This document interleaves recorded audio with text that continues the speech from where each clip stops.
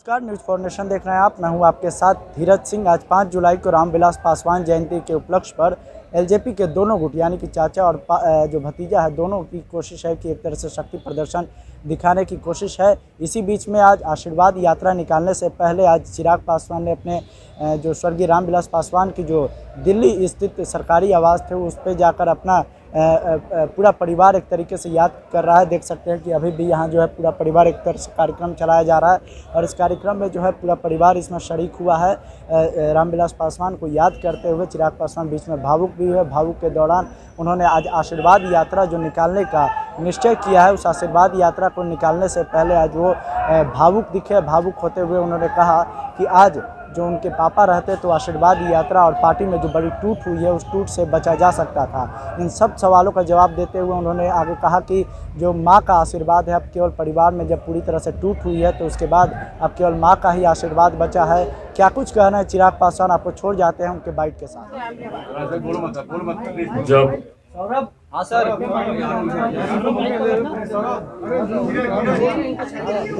पापा के जन्म दिवस पर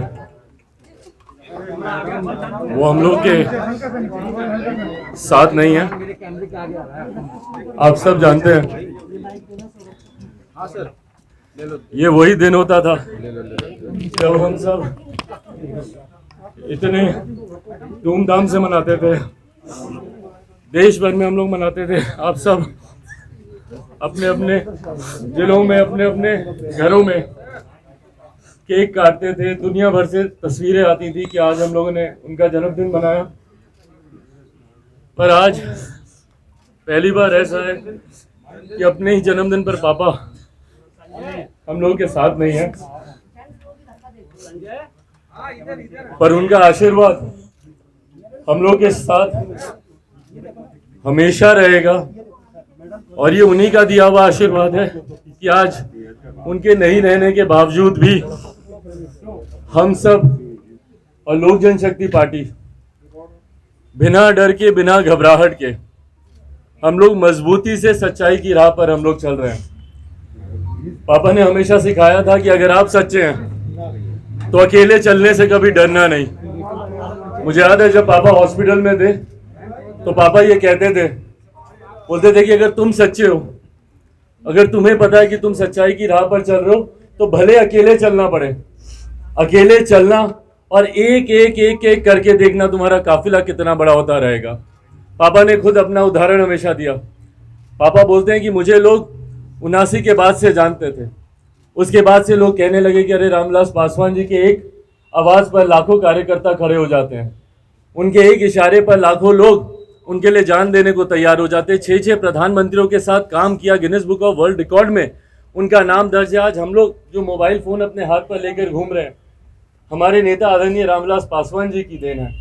कोरोना काल में जब हर कोई आइसोलेशन में रहना चाह रहा था, उस वक्त सिर्फ हमारे नेता थे जिन्होंने 81 करोड़ लोगों को उनके घर तक राशन कैसे पहुंचे उसके लिए दिन रात वो काम करते रहे, बिना ये सोचे हुए कि कौन साथ कौन क्या, सिर्फ वो ईमानदारी से अपने काम पर लगे रहे।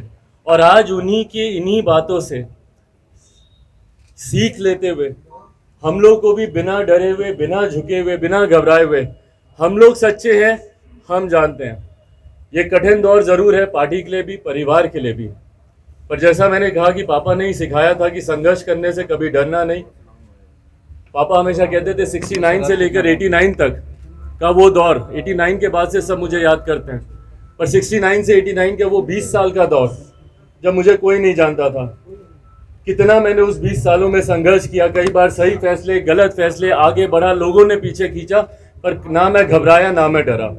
और आज आप सबसे यही वादा मैं करता हूँ, रामविलास पासवान जी का बेटा हूँ, शेर का बेटा हूँ।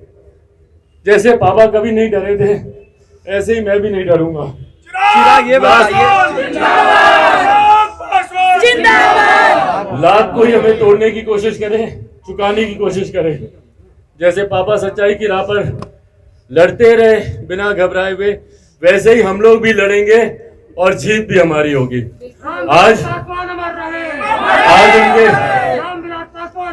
आज उनके जन्म दिवस पर पापा ने अपने रहते हुए इस किताब को लिखा था। हम सब ने सोचा था कि पापा के रहते हुए ही हम लोग एक बड़ा कार्यक्रम करेंगे और उसमें इस किताब को हम लोग रिलीज करेंगे, पर विधि को कुछ और ही मंजूर था। आज जब पापा नहीं है, ईमानदारी से आज ही के दिन का हम लोगों ने सोचा हुआ था। पिछले जन्मदिन पे भी हम लोग सोच रहे थे, कोरोना था, लॉकडाउन था, नहीं हो पाया। हम लोगों ने सोचा था कि इस बार जन्मदिन के अवसर पर पापा की उस किताब को हम लोग निकालेंगे जिसमें उनकी शुरू से लेकर अभी तक, और ये खुद उन्होंने इस किताब को की तमाम जानकारी, पूरा ड्राफ्ट उन्होंने अपने साथी, अपने सहयोगी प्रदीप श्रीवास्तव जी, मैं चाहूंगा कि वो सामने एक बार आए। प्रदीप श्रीवास्तव जी, आप इनको पापा का साथी बोल लें, दोस्त बोल लें, इधर सहयोगी बोल लें। दिन रात पापा के साथ बैठ कर इन्होंने इस किताब को पूरा किया। और संजोग देखिए, पापा के निधन से पापा ने कई इसके ड्राफ्ट तैयार किए, कई बार इनके पास भेजा गया, करेक्शन हुई, सारी चीजें हुई, और अंत में पापा ने अपने निधन से ठीक एक हफ्ता पहले मुझे अपना वो फाइनल ड्राफ्ट दिया कि अब तुम देख लो, इसको तैयार कर लिया। मुझे दिया, मम्मी को दिया, हम लोगों ने बैठ के पढ़ा। पर उस वक्त सोचा ही नहीं था कि आज वो फाइनल ड्राफ्ट इसीलिए देकर जा रहे हैं क्योंकि इसके बाद वो खुद होंगे ही नहीं। पर उस किताब को पापा के जाने के बाद प्रदीप श्रीवास्तव जी ने इन्होंने पूरा किया। और आज पापा के जन्म दिवस पर मम्मी से बेहतर उनकी अर्धांगिनी, उनका आधा अंश उनके हाथों में चाहता हूँ कि मम्मी उस किताब को आप सबके सामने रखें और उनका संघर्ष की गाथा जो हम सब जानते हैं, पर उनको उन्हीं के द्वारा सुनना इस किताब में उसको लिखा गया। मैं चाहूँगा कि मम्मी के द्वारा उसको हम लोग सामने करें, पर इससे पहले मैं आग्रह करूँगा जनाब अब्दुल खालिक साहब से कि वो भी सामने आए। पापा के साथ एक लंबा जीवन इन्होंने, दो सहयोगी, पापा का मार्गदर्शन करने वाले, पापा का राजनीतिक सलाहकार